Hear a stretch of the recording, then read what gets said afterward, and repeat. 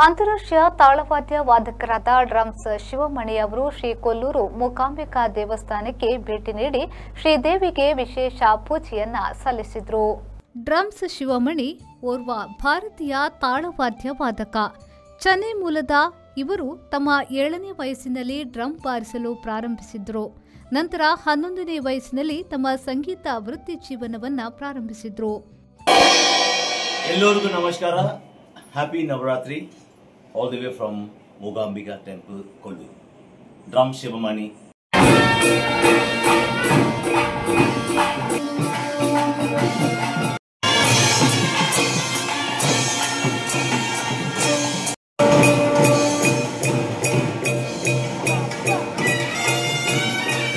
ನವರಾತ್ರಿಯ ಈ ಶುಭ ಸಂದರ್ಭದಲ್ಲಿ ಕೊಲ್ಲೂರಿನ ಶ್ರೀ ಮೂಕಾಂಬಿಕಾ ದೇವಸ್ಥಾನಕ್ಕೆ ಭೇಟಿ ನೀಡಿ ಶ್ರೀದೇವಿಗೆ ವಿಶೇಷ ಪೂಜೆಯನ್ನ ಸಲ್ಲಿಸಿದ್ರು.